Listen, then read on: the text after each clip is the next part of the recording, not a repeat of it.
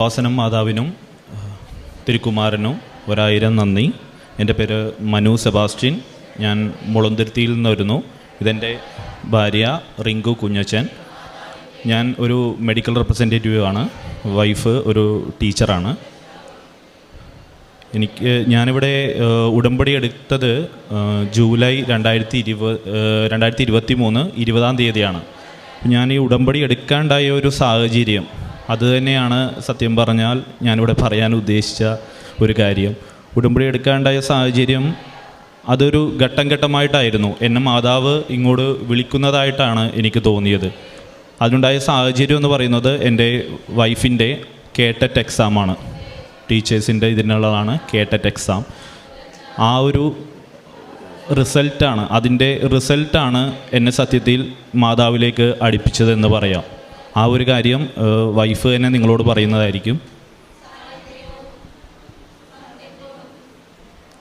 എൻ്റെ പേര് റിങ്കു കുഞ്ഞച്ചൻ.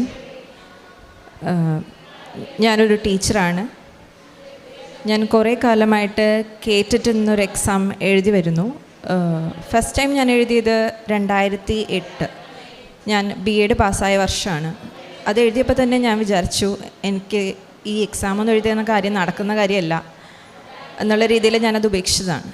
പിന്നെ ഞാൻ CBSE സ്കൂളിൽ പഠിപ്പിച്ച് വന്നു. ലാസ്റ്റായിട്ട് ഞാൻ പഠിപ്പിച്ചത് തൊടുപുഴയിലൊരു സ്കൂളിലായിരുന്നു. 2021 ഞാൻ പഠിപ്പിച്ചത്. അത് കഴിഞ്ഞിട്ട് എൻ്റെ കുട്ടിയുടെ അതായത് ഡെലിവറി സംബന്ധമായ അസൗകര്യങ്ങൾ മൂലം ഞാൻ ജോലിയിൽ നിന്ന് റിസൈൻ ചെയ്യുക ചെയ്തത്. അത് കഴിഞ്ഞിട്ട് പെട്ടെന്ന് എൻ്റെ ഒരു കൂട്ടുകാരി പറഞ്ഞു ഇതുപോലെ കേറ്ററ്റിൻ്റെ ഒരു കോച്ചിങ് ഉണ്ട്, അതിന് ജോയിൻ ചെയ്യൂ എന്ന് പറഞ്ഞു. അങ്ങനെ ഞാനൊരു സാറിൻ്റെ അടുത്ത് കേറ്ററ്റിന് വേണ്ടി പരിശീലിക്കാൻ വേണ്ടി ജോയിൻ ചെയ്തു. ജോയിൻ ചെയ്തപ്പോൾ ഞാൻ വിചാരിച്ചു സാർ നന്നായിട്ട് ക്ലാസ് എടുക്കുന്നുണ്ട്, എല്ലാ കാര്യങ്ങളും നന്നായിട്ട് പഠിപ്പിക്കുന്നുണ്ട്. ഞാൻ വിചാരിച്ചു കേറ്ററ്റ് ഈസിയാണ്, അപ്പോൾ അതുകൊണ്ട് ഫസ്റ്റ് അറ്റംപ്റ്റ് തന്നെ കിട്ടുമെന്ന് പ്രതീക്ഷിച്ചു. ഞാൻ ഫസ്റ്റ് അറ്റംപ്റ്റ് ഞാൻ എഴുതിയപ്പോൾ തന്നെ എനിക്ക് 85 മാർക്കാണ് ലഭിച്ചത്. ഞാൻ ജനറൽ കാറ്റഗറി ആയതുമൂലം എനിക്ക് 90 മാർക്ക് വേണം ജയിക്കാനായിട്ട്. അപ്പോൾ എനിക്കത് ലഭിച്ചില്ല. ഞാൻ രണ്ടാമത്തെ പ്രാവശ്യവും അറ്റംപ്റ്റ് ചെയ്യാമെന്ന് വിചാരിച്ചു. വീണ്ടും ആ സാറിൻ്റെ അടുത്ത് തന്നെ കോച്ചിങ്ങിന് പോയി. ആ സമയത്ത് ഞാൻ ക്യാരിങ് ആണ്. 8 മാസം 9 മാസം അതിൻ്റെ അസൗകര്യങ്ങളും കാര്യങ്ങളും ഉണ്ട്. എങ്കിലും ഞാൻ തീക്ഷ്ണമായിട്ട് നോട്ടൊക്കെ എഴുതി നല്ലോണം പ്രിപ്പയർ ചെയ്തു. ഒന്നും കൂടി എൻ്റെ പോരായ്മകളൊക്കെ നികത്തി ഞാൻ ഒന്നും കൂടി പരിശ്രമിച്ച് ഞാൻ കേട്ടിട്ട് വീണ്ടും എഴുതി. വീണ്ടും എനിക്ക് അതേ 85 മാർക്ക്. അതിൽ നിന്ന് ഒന്നും അങ്ങോട്ടും നീങ്ങുന്നില്ല, ഇങ്ങോട്ട് വരുന്നുണ്ട്. കാരണം കീ റിവൈസ് ചെയ്യുന്ന ഒരു പരിപാടിയുണ്ട്. 2 തവണയെങ്കിലും കീ റിവൈസ് ചെയ്യും. ഫസ്റ്റ് കീ പബ്ലിഷ് ചെയ്തിട്ട് ഫസ്റ്റ് ടൈം റിവൈസ് ചെയ്യുമ്പോഴത്തേക്ക് എനിക്ക് 1 മാർക്ക് കുറയും. പിന്നെ അടുത്ത പ്രാവശ്യം റിവൈസ് ചെയ്യുമ്പോൾ 1 മാർക്ക് കുറയും. ഇങ്ങനെയാണ് സാധാരണ സംഭവിച്ചുകൊണ്ടിരിക്കുന്നത്. ആയിടയ്ക്കാണ് എൻ്റെ ചേച്ചി കൃപാസനത്തിൽ വന്നിട്ട് ഉടമ്പടി എടുത്ത്. ചേച്ചി ഉടമ്പടി എടുത്തിട്ട് പറഞ്ഞു ഞാൻ പരീക്ഷയെല്ലാം എഴുതി കഴിഞ്ഞു. 3rd ടൈം ഞാൻ ഇതേപോലെ എഴുതാൻ വേണ്ടി ഞാൻ മടിച്ചേക്കുമ്പോഴാണ് സാറ് പറഞ്ഞു 1 തവണയും കൂടി എഴുതി നോക്കൂ റിങ്കു, 1 തവണയും കൂടി കുറച്ചും കൂടി ഒന്ന് പഠിച്ചിട്ട് എഴുതുമെന്ന് പറഞ്ഞു. ഞാൻ പറഞ്ഞു ആ ശരി, സാറ് പറഞ്ഞതിൻ്റെ പേരിൽ മാത്രം ഞാൻ എഴുതാമെന്ന് പറഞ്ഞു. ആ സാറ് പറഞ്ഞുകൊണ്ടോ എങ്ങനെയോ മാതാവിൻ്റെ ഒരു പ്രേരണ കൊണ്ടാണെന്ന് വിചാരിക്കാം, ചേച്ചി ആ സമയത്ത് ഉടമ്പടിയിൽ 6ാമത്തെ കാര്യമായിട്ട് എൻ്റെ നിയോഗം വെച്ചിരുന്നു. അതുകൊണ്ട് മാത്രമാണ് എനിക്ക് ആ കേട്ടിട്ട് ആ സമയത്ത് പാസ്സാകാൻ പറ്റിയെന്ന് ഞാൻ ഉറച്ചു വിശ്വസിക്കുന്നു. കാരണം എല്ലാ തവണയും 2 തവണ കീ റിവൈസ് ചെയ്യുന്ന സ്ഥാനത്ത് ഇത്തവണ 5 തവണയാണ് കീ റിവൈസ് ചെയ്തത്. അതും ഓരോ തവണ റിവൈസ് ചെയ്യുമ്പോഴും എനിക്ക് 2 മാർക്കായിട്ട് കൂടി വരുന്നു. അതേ 85 മാർക്കിൽ നിന്ന് ഫസ്റ്റ് തവണ കീ റിവൈസ് ചെയ്തപ്പോഴത്തേക്കും 2 മാർക്ക് കൂടി കിട്ടി. പിന്നെ അത് കഴിഞ്ഞ് എനിക്കൊരു പേടിയായി, ഇനി 2 മാർക്ക് കൂടി കിട്ടിയത് ഇനി അടുത്ത തവണ കീ റിവൈസ് ചെയ്യുമ്പോൾ കുറയുമോയെന്നൊരു പേടി. നോക്കാനൊക്കെ ബുദ്ധിമുട്ടുള്ളതുകൊണ്ട് എൻ്റെ ഹസ്ബൻഡിനെയും കൂടി ഇരുന്നാണ് ഞാൻ നോക്കിയത്.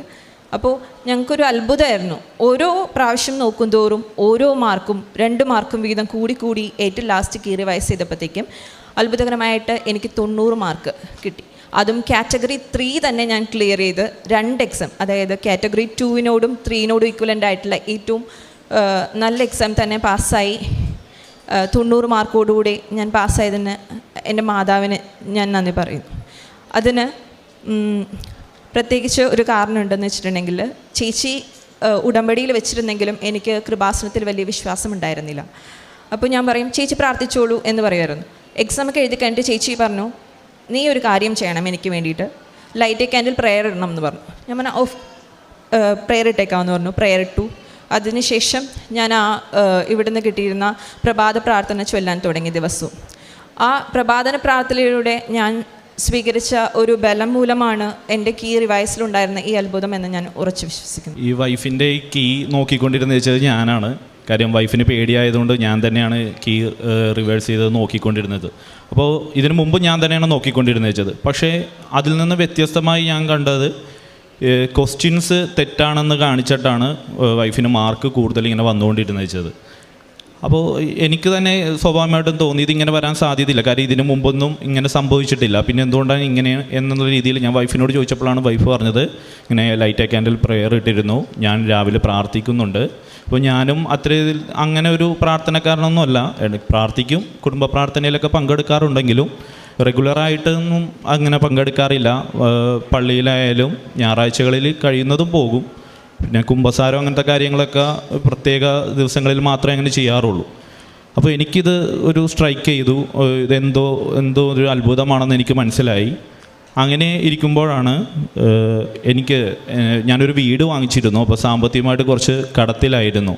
എൻ്റെ സാലറിനേക്കാട്ടും കൂടുതൽ EMI വരുന്ന ഒരു സാഹചര്യമായിരുന്നു. അപ്പോൾ പെട്ടെന്ന് വൈഫ് ജോലിയും കൂടി റിസൈൻ ചെയ്തപ്പോൾ എനിക്ക് മുൻപോട്ട് പോകാനുള്ള സാഹചര്യം വളരെ ബുദ്ധിമുട്ടായിരുന്നു. അപ്പോൾ അങ്ങനെ ഇരിക്കുമ്പോഴാണ് എൻ്റെ ഒരു ഫ്രണ്ട് വഴിയായിട്ട് ഞാൻ അറിഞ്ഞത്, അതായത് നമ്മുടെ ലോൺ ടേക്ക് ഓവർ ചെയ്യാനുള്ള ഒരു ഓപ്ഷനുണ്ട്, വേറൊരു ബാങ്കിലോട്ട് ടേക്ക് ഓവർ ചെയ്യാൻ. ഞാൻ അതിനുവേണ്ടി വളരെയധികം ട്രൈ ചെയ്തു. പക്ഷേ ഇത്രയും ലോണുകളുള്ളതുകൊണ്ട് ആരും ടേക്ക് ഓവർ ചെയ്യാൻ തയ്യാറായിരുന്നില്ല. എന്നാലും ഞാനൊരു കൺസൾട്ടൻസി വഴിയായിട്ട് എൻ്റെ ആപ്ലിക്കേഷനൊക്കെ പ്രൊസീഡ് ചെയ്തു. പക്ഷേ അത് ഒന്നും അനക്കമില്ലാതെ ഇങ്ങനെ ഇരിക്കുകയായിരുന്നു. അപ്പോൾ എനിക്ക് ഒട്ടും മുന്നോട്ട് പോകാനുള്ള സാഹചര്യമല്ല. കാര്യം ലോൺ ഈ പാസ്സാകാതെ രക്ഷയില്ല. കാര്യം EMI മുട്ടാൻ പറ്റുന്നില്ല, എല്ലാ മാസവും EMI അടക്കാനുള്ള ഒരു സാഹചര്യം വന്നില്ല. പിന്നീട് എനിക്കുണ്ടായ വേറൊരു മാർഗമായിരുന്നു എൻ്റെ ഒരു പ്രൊമോഷൻ.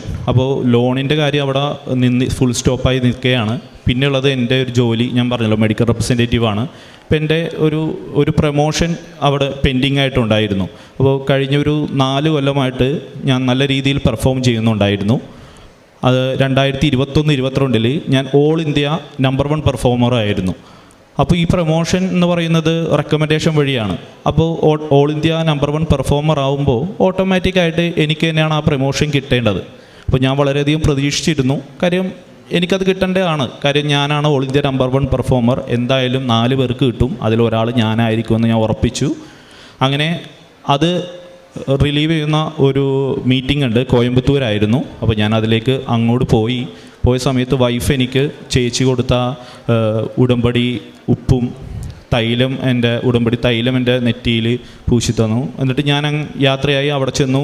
മീറ്റിംഗ് ഹാളിൽ ചെല്ലുമ്പോൾ വൈഫ് എന്നോട് പറഞ്ഞിരുന്നു ഉടമ്പടി ഉപ്പിട്ട് വിശ്വാസ പ്രമാണം ചൊല്ലി പ്രാർത്ഥിക്കണമെന്ന്. ഞാൻ അതുപോലെ ചെയ്തു.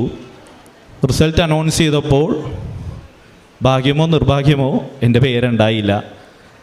എൻ്റെ പേര് എണ്ണേണ്ട സാധ്യത ഒട്ടും അധികം എന്നെക്കാട്ടും വളരെയധികം യോഗ്യത കുറഞ്ഞ ആളുകളുടെ പേരാണ് അവിടെ ഞാൻ കണ്ടത്.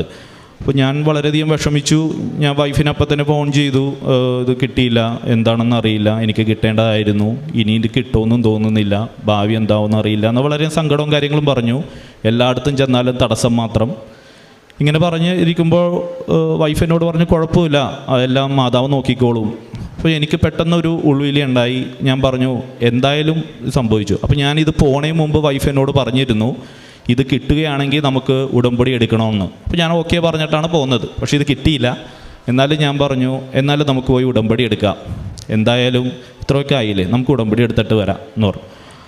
അപ്പോൾ വൈഫ് പറഞ്ഞു ശരിയാണ്, ചിലപ്പോൾ ഇതിനും മുകളിലുള്ള എന്തെങ്കിലും നമുക്ക് തരാനായിരിക്കും മാതാവ് വിചാരിച്ചേക്കണത്, നമുക്ക് ഉടമ്പടി എടുക്കാം.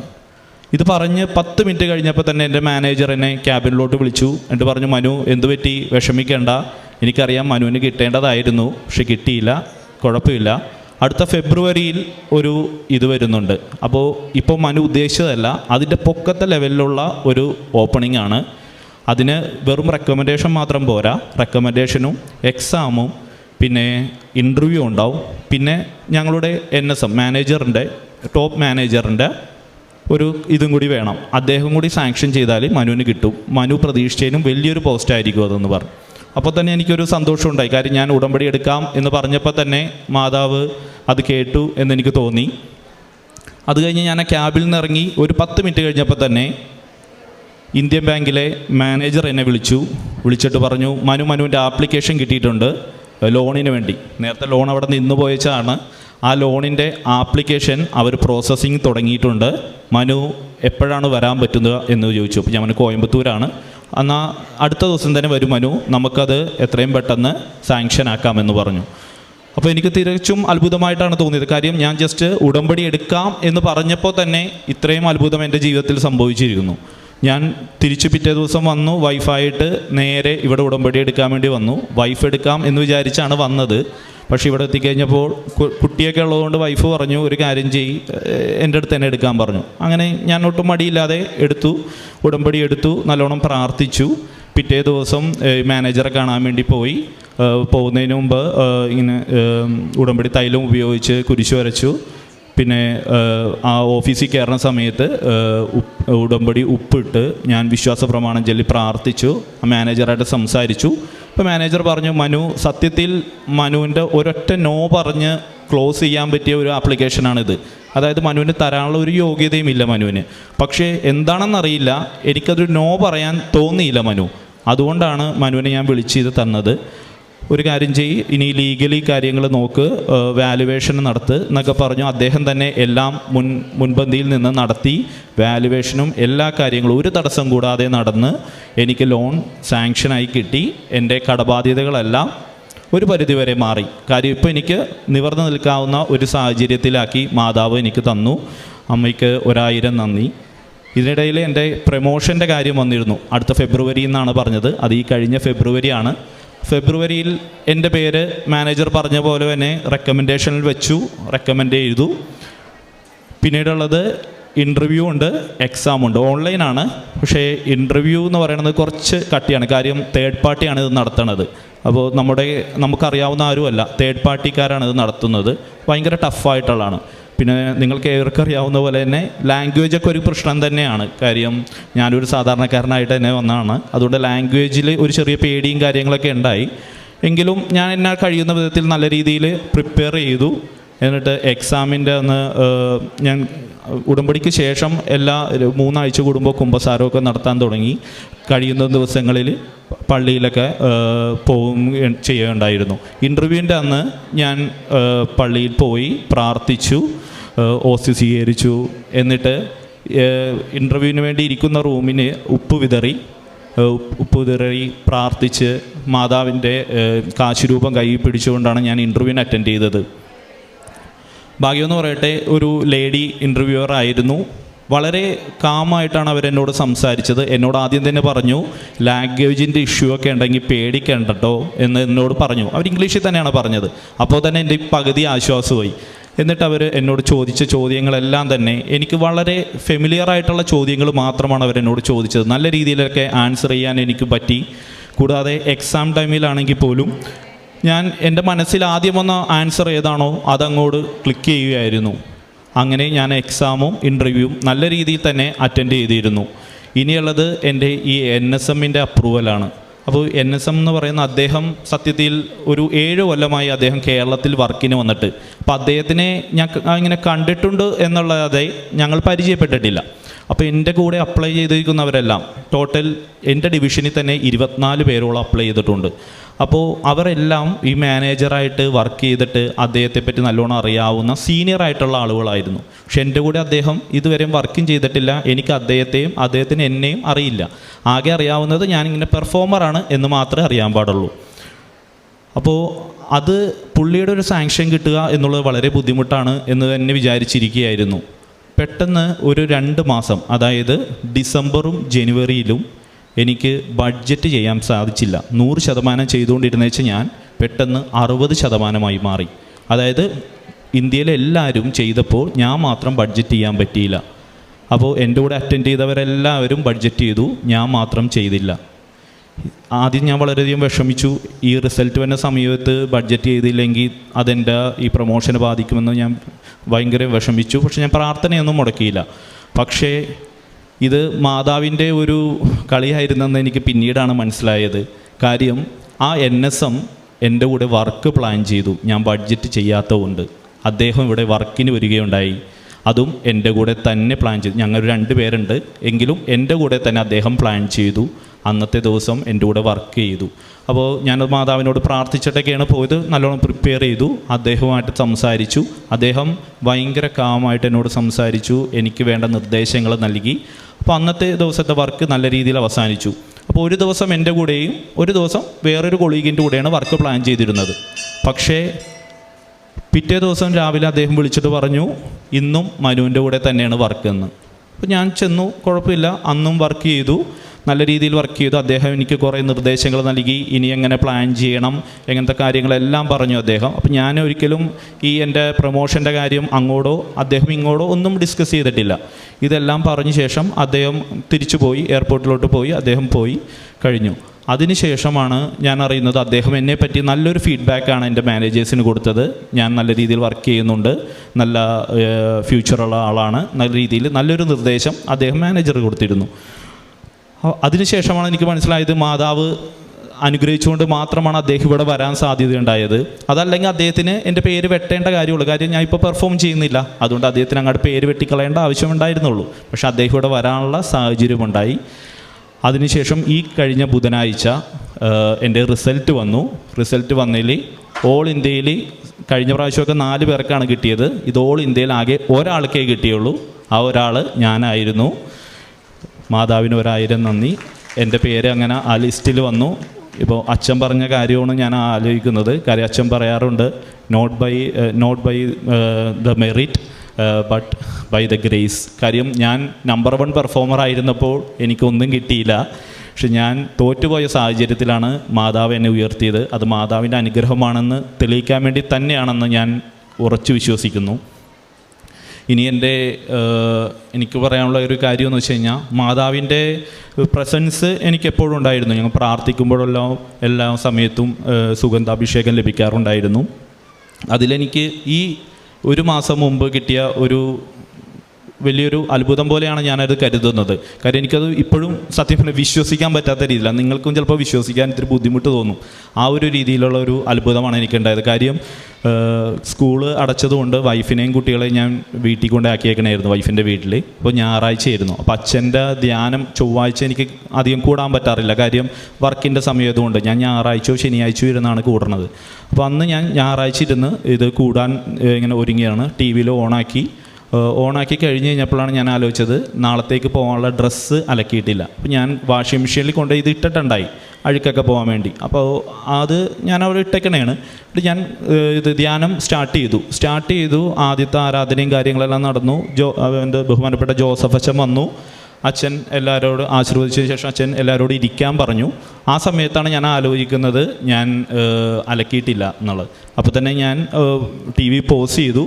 എന്നിട്ട് മാതാവിനോട് പറഞ്ഞു, മാതാവേ വേറൊന്നുമല്ല, ഇങ്ങനെ ടി വി പോസ് ചെയ്ത് വെച്ചേക്കണത് വേറൊന്നുമല്ല, എനിക്കിങ്ങനെ അലക്കാനുണ്ട്, അലക്കി വന്നിട്ട് സ്വസ്ഥമായിട്ട് കൂടാമല്ലോ എന്ന് പറഞ്ഞിട്ട് ഞാനത് അങ്ങനെ ടി വി പോസ് ചെയ്ത് വെച്ചിട്ട് ഞാൻ പോയി അലക്കാൻ ആരംഭിച്ചു കഴിഞ്ഞിട്ട് സെമി ഓട്ടോമാറ്റിക് വാഷിംഗ് മെഷീനാണ്. അപ്പോൾ അറിയാം നിങ്ങൾക്ക് അതിൻ്റെ ബുദ്ധിമുട്ടും കാര്യങ്ങളൊക്കെ. അപ്പോൾ അത് ഇങ്ങനെ ചെയ്തുകൊണ്ടിരിക്കുന്ന സമയത്ത് എനിക്കൊരു കോൾ വന്നു. ഞാൻ ഫോൺ സംസാരിച്ചു. അതിനുശേഷം എൻ്റെ ചിന്ത മാറി. ഫോണിലൂടെ പതുക്കെ എല്ലാവരും ചെയ്യുന്ന പോലെ തന്നെ റീൽസിലോട്ടൊക്കെ പോയി. അലക്കൽ നടക്കുന്നുണ്ട്, അതിൻ്റെ ഇടയിൽ റീൽസും കാണാൻ തുടങ്ങി. അപ്പോൾ റീൽസ് കണ്ട് കുറച്ച് നേരം കഴിഞ്ഞപ്പോൾ അലക്കൽ കഴിഞ്ഞിട്ടും ഞാൻ റീൽസ് കണ്ടിന്യൂ ചെയ്തുകൊണ്ടിരിക്കുകയായിരുന്നു. പെട്ടെന്നാണ് ഞാൻ അത് ശ്രദ്ധിച്ചത്. ജോസഫ് അച്ഛൻ്റെ ശബ്ദം എനിക്ക് പെട്ടെന്ന് കേട്ടു. അപ്പോൾ മനസ്സിലായി നേരിട്ടല്ല, ടി വിയിലാണ്.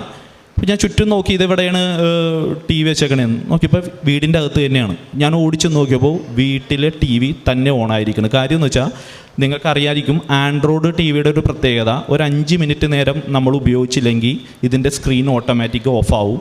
പിന്നീട് നമ്മൾ വന്നിട്ട് പ്ലേ ബട്ടണിൽ 2-3 പ്രാവശ്യം ഞെക്കിയാൽ മാത്രമേ ഇത് ഓണായി വരുള്ളൂ.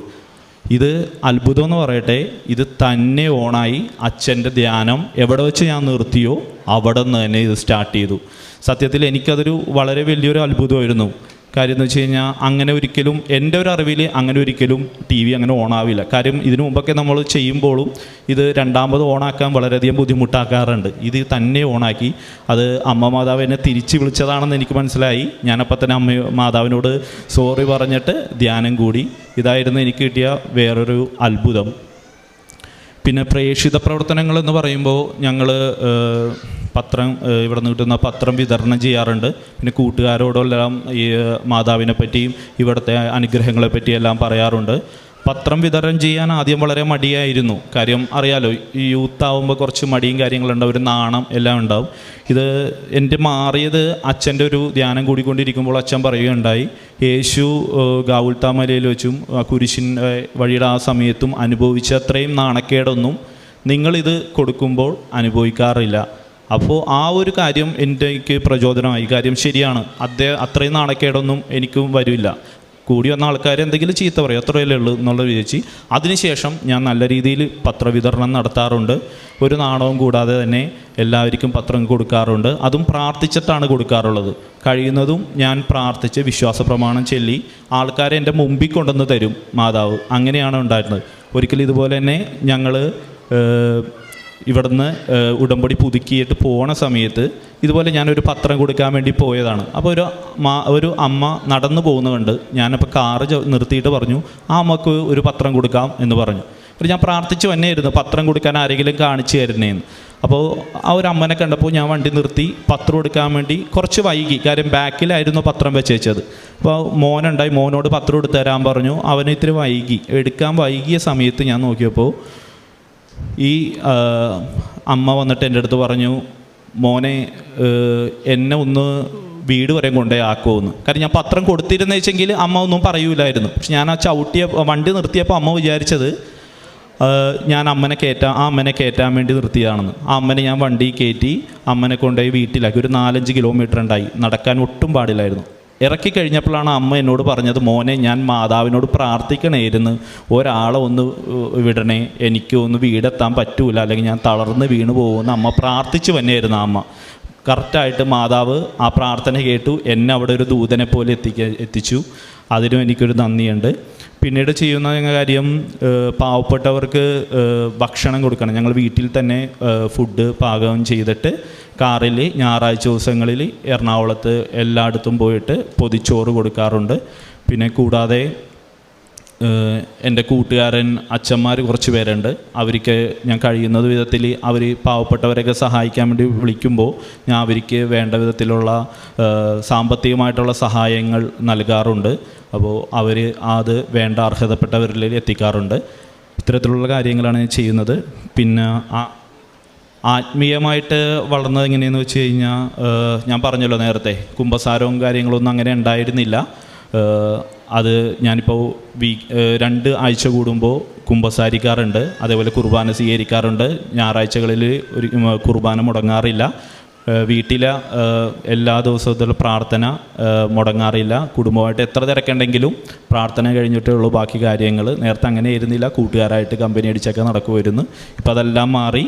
പിന്നെ വേറെ ഇതെന്ന് വെച്ച് കഴിഞ്ഞാൽ, ദൈവവുമായിട്ട് കൂടുതൽ അടുക്കാൻ, അതായത് ഞാനിപ്പോൾ പറഞ്ഞില്ലേ മാതാവായിട്ടൊക്കെ സംസാരിക്കാൻ, ഞാനിങ്ങനെ എന്തെങ്കിലുമൊക്കെ ആയിട്ട് ഇങ്ങനെ സംസാരിക്കാൻ തുടങ്ങി. ഇങ്ങനെ തിരിച്ച് മാതാവിനോട്, മാതാവേ ഞാൻ ഇപ്പോൾ വരാട്ടോ, അല്ലെങ്കിൽ മാതാവേ എന്തുണ്ട് വിശേഷം, അങ്ങനത്തെ രീതിയിലൊക്കെ ഞാൻ സംസാരിച്ച് കുറച്ചും കൂടി അടുക്കാൻ. കൂടാതെ കൊന്ത ചെല്ലല്ലേ, കഴിയുന്ന സമയങ്ങളിലെല്ലാം കൊന്ത ചെല്ലാൻ തുടങ്ങി. പിന്നെ ബൈബിൾ വായന, ബൈബിൾ നല്ലോണം വായിക്കാറുണ്ട്. എൻ്റെ ബാഗിൽ ചെറിയൊരു ബൈബിൾ ഞാൻ വാങ്ങിച്ചിട്ടുണ്ട്. സമയം കിട്ടുമ്പോഴൊക്കെ ആ ബൈബിൾ ഇരുന്ന് വായിക്കും. അങ്ങനത്തെ കാര്യങ്ങളിലൊക്കെ നിരവധി മാറ്റങ്ങൾ എന്നിൽ തന്നെ ഉണ്ടായി. പിന്നെ ദുശ്ശീലങ്ങളൊന്നും അങ്ങനെ കാര്യമായിട്ട് ഉണ്ടായിരുന്നില്ല, എന്നാലും ഉണ്ടായിരുന്നു. പക്ഷേ ഇപ്പോൾ അതെല്ലാം പാടെ മാറ്റി. ദുശ്ശീലങ്ങളൊന്നുമില്ല. എൻ്റെ കൂട്ടുകാരോടും എല്ലാവരോടും ഞാനിപ്പോൾ അമ്മ മാതാവിൻ്റെ കാര്യം പറയാറുണ്ട്. എല്ലാവരെയും ഇങ്ങോട്ട് ഞാൻ ക്ഷണിച്ചിട്ടുണ്ട്. ഇന്നിപ്പോൾ ഒരാൾ വരാനിരുന്നാണ്, ചെറിയൊരു വൈഫിനൊരു പാടില്ലാത്തതുകൊണ്ട് വരാൻ പറ്റിയില്ല. പക്ഷേ അദ്ദേഹം എത്രയും പെട്ടെന്ന് ഇവിടെ വരുന്നതായിരിക്കും. അങ്ങനെ എല്ലാവരെയും ഞാൻ മാതാവിലേക്ക് പറഞ്ഞ് അറിയിക്കുന്നുണ്ട് മാതാവിൻ്റെ അത്ഭുതങ്ങളും കാര്യങ്ങളെല്ലാം. ഇവിടെ വരുന്നവർക്കെല്ലാം മാതാവിൻ്റെ അനുഗ്രഹങ്ങൾ നിരവധിയായി ഉണ്ടാകട്ടെ എന്ന് പ്രാർത്ഥിച്ചുകൊണ്ട് ഞാൻ നിർത്തുന്നു. അമ്മ മാതാവിനും തിരുക്കുമാരനും 1000 നന്ദി. പരിശുദ്ധ അമ്മയുടെ മധ്യസ്ഥതയിൽ ലഭിച്ച അനുഭവങ്ങളാണ്. ഈ 2 പേരും തങ്ങൾക്ക് ലഭിച്ച, വ്യക്തിപരമായിട്ട് ലഭിച്ച അനുഭവങ്ങളുടെ വെളിച്ചത്തിൽ വലിയൊരു വിശ്വാസത്തിൻ്റെ ആഴത്തിലേക്ക് കടന്നു എന്നുള്ളതാണ് സാക്ഷ്യം. അവർ തുടക്കത്തിൽ തന്നെ ആദ്യം കേറ്ററ്റ് എക്സാമിൻ്റെ കാര്യം പറയുന്ന സമയത്ത് തന്നെ ഈ ഒരു ആലയത്തിന് അത്രയും ഒരു വിശ്വാസം വന്നില്ല എന്നുള്ളൊരു സെൻറ്റൻസ് പറഞ്ഞിരുന്നു. അതിനുശേഷം വ്യക്തിപരമായിട്ട് ഒരു അനുഭവം ഉണ്ടാവുകയും അദ്ദേഹത്തിൻ്റെ ഒരു ബന്ധത്തിലുള്ള ഒരാൾ ചേച്ചി ഒരു ഉടമ്പടി എടുത്ത് പ്രാർത്ഥിക്കുക, ഈ ലൈറ്റ് എ ക്യാൻഡിൽ പ്രെയർ റിക്വസ്റ്റെങ്കിലും ഇട്ട് പ്രാർത്ഥിക്കും. അങ്ങനെ ഇപ്പം ഈ ഒരു ആദ്യത്തെ മാതാവിൻ്റെ ക്ഷണം നടക്കുന്നത് ഏറ്റവും പ്രധാനപ്പെട്ടത്, 1 പത്രം ലഭിക്കുന്നതിലൂടെയും, 2 ഈ ഓൺലൈനിൽ ഒരു വ്യക്തി ലൈറ്റ് എ ക്യാൻഡിലോ ഓൺലൈൻ ഉടമ്പടി എടുക്കുന്നത് മാതാവിൻ്റെ ആദ്യത്തെ ഒരു കരം പിടിക്കുന്നതിൻ്റെ ആദ്യത്തെ സ്റ്റെപ്പാണ്. അതിനുശേഷം ആ എക്സാമിൻ്റെ റിസൾട്ടാണ് പിന്നെ ഇന്ന് ഈ അൾത്താര വരെയുള്ള ഈ സാക്ഷ്യത്തിൻ്റെ വരെയുള്ള യാത്രയുടെ ആരംഭം. അത് വ്യക്തമായിട്ട് പറഞ്ഞു. അതിൽ ഒരു അത്ഭുതവും അതുണ്ട്. അത് കടന്നു പോയവർക്കാണ് അത് വ്യക്തമായിട്ട് മനസ്സിലാകുന്നത്. കാരണം സാധ്യതകൾ അടഞ്ഞിരിക്കുമ്പം ഇതുപോലെ അപ്പം ഇദ്ദേഹവും പറഞ്ഞിട്ടുണ്ട്. അത് കണ്ടുകൊണ്ടാണ് ഞാൻ വിശ്വാസത്തിലേക്ക് കടന്നു വന്നതെന്നും ഇദ്ദേഹം സത്യസന്ധമായിട്ടുള്ള സാക്ഷ്യത്തിൽ പറഞ്ഞിട്ടുണ്ട്. പിന്നീട് ഉടമ്പടി എടുക്കാം എന്ന് പറയുന്നൊരു സാഹചര്യത്തിൽ ഒന്നാമത്തത് കാര്യങ്ങളെല്ലാം ആദ്യം ക്രമീകരിക്കപ്പെടുന്നു, ഒരു ലോൺ ക്രമീകരിക്കപ്പെടുന്നു, എക്സാമിൻ്റെ ഇത് പാസ്സാവുന്നു. അതിനുശേഷം ഉടമ്പടി എടുക്കാനായിട്ട് ഇവിടെ വരുന്നു. അപ്പോഴും ഉടമ്പടി എടുക്കുന്നതിന് മുമ്പ് ഒരു ക്രൈറ്റീരിയ വെക്കുന്നുണ്ട്. അതായത് തനിക്ക് ലഭിക്കേണ്ട ഒരു വിജയം ലഭിക്കുവാണെങ്കിൽ, പക്ഷേ അത് വിജയം ലഭിക്കുന്നില്ല എങ്കിൽ പോലും ആ ഒരു അത് എനിക്കൊന്ന് നേരത്തെ ലഭിച്ച അനുഭവത്തിൻ്റെ ഒരു പിൻബലത്തിൽ വന്ന് ഉടമ്പടി എടുക്കുകയും പിന്നീട് എന്തുകൊണ്ട് അത് ലഭിച്ചില്ല എന്നുള്ളതിന് ഉത്തരം മാതാവ് തന്നെ ഈ സാക്ഷ്യമായിട്ട് അൾത്താരെ പറയിപ്പിച്ചു. കാരണം ഉടമ്പടി വർക്കൗട്ട് ചെയ്യുന്നത് എപ്പോഴും സ്വന്തം കഴിവിനാലല്ല എന്ന് ഈ വ്യക്തി മനസ്സിലാക്കുവാനായിട്ടുള്ളൊരു ദൈവിക പദ്ധതിയാണെന്ന് ആ വ്യക്തി തന്നെ ഇപ്പം നമുക്ക് സാക്ഷ്യമായിട്ട് പറഞ്ഞിട്ടുണ്ട്. അതിന് മുകളിലുള്ളൊരു പ്രമോഷനും അതിനുള്ള ദൈവ പദ്ധതിയും ഇതിൻ്റെ ഇടയ്ക്ക് നിങ്ങൾ ശ്രദ്ധിച്ച് കേൾക്കുമ്പോൾ അതും മനസ്സിലാവും. കാരണം തന്നെ റെക്കമെൻഡ് ചെയ്യേണ്ട, ഗുഡ് റിപ്പോർട്ട് നൽകേണ്ട ഒരാളെ പരിചയമില്ലാതാവുന്നു. അതിന് തൊട്ട് മുൻപുള്ള സമയത്ത് പെർഫോമൻസ് വീക്കായിട്ട് ഈ പറയുന്ന വ്യക്തിയുടെ ഇൻട്രൊഡ്യൂസ് ചെയ്യപ്പെടുന്നു. അതിനുശേഷം ഏറ്റവും മനോഹരമായിട്ട് ഇതെല്ലാം ഒരു ആരോ ചിട്ടപ്പെടുത്തിയ ഒരു സ്ക്രിപ്റ്റ് പോലെ ദൈവം ഇങ്ങനെ വിജയം കൊണ്ട് കരങ്ങളിൽ കൊടുത്തു എന്നുള്ളതാണ്. അത് ദൈവാനുഭവമായിട്ട് വരുന്നത്. പിന്നീട് പലപ്പോഴായിട്ട് പ്രാർത്ഥിക്കുമ്പോഴും ദൈവത്തിൻ്റെ സംരക്ഷണം ലഭിച്ചു എന്നുള്ളതും അവസാനം വരെ പറയുന്ന കാര്യങ്ങളിലും മാതാവ് വിളിച്ചു ചേർത്ത് തന്നിലേക്ക് അടുപ്പിക്കുന്നൊരു അനുഭവം ഉണ്ടെന്നുള്ളതാണ് പറയുന്നത്. അപ്പം ഏറെ പ്രത്യേകിച്ച് പരിശുദ്ധ അമ്മ സാന്നിധ്യം കൊണ്ട് ശക്തിപ്പെടുത്തുന്നുണ്ട്. ഒപ്പം വ്യക്തിപരമായിട്ട് 2 പേരും ഈ ഉടമ്പടി ജീവിതത്തിൽ വളരെ വിശ്വസ്തയോടെ നിൽക്കുവാനായിട്ടുള്ള ശ്രമം ഇവിടെ ഭാഗത്തുണ്ട്. അത് അവസാനം ചുരുങ്ങിയ വാക്കുകളിലാണ് പറഞ്ഞതെങ്കിലും പലതും മാറ്റിവെച്ചിട്ട് പ്രയോറിറ്റി, അത് പ്രാർത്ഥനയ്ക്ക് കൊടുത്തു എന്ന് പറഞ്ഞാൽ ദൈവത്തിന് കൊടുത്തു എന്നുള്ളത് അത് ഒന്നാമത്തെ കൽപ്പനയാണ്. ദൈവം ആഗ്രഹിക്കുന്ന ഒന്നാണ്. അത് അങ്ങനെ കൊടുക്കുമ്പോഴാണ് ജീവിതം കൂടുതൽ അർത്ഥവത്താകുന്നുള്ളൊരു ബോധ്യം ഉടമ്പടിയിൽ ലഭിച്ചതുകൊണ്ടാണ് അങ്ങനെ ഒരു തീരുമാനത്തിലേക്ക് ഒരു കുടുംബം എത്തുന്നത്. ഏറ്റവും അവസാനം പരിശുദ്ധ അമ്മ ഉടമ്പടി എടുത്തേക്കാന്ന് പറയുമ്പോൾ അന്ന് തൊട്ട് ഇനി നിമിഷം വരെ ബോധ്യത്തിൽ ഇങ്ങനൊരു സാക്ഷ്യം പറയാനായിട്ട് ദൈവം ഇടവരുത്തി. പരിശുദ്ധ അമ്മ വഴി ഈ കുടുംബത്തിന് നൽകിയ ഈ ബോധ്യത്തിനും ഒപ്പം ഈ ബോധ്യത്തിലേക്കുള്ള യാത്രയിൽ വന്ന എല്ലാ അനുഭവങ്ങളെയും പ്രതി നമുക്ക് കരങ്ങളടിച്ച് ദൈവത്തിൻ്റെ നാമം മഹത്വപ്പെടുത്താം.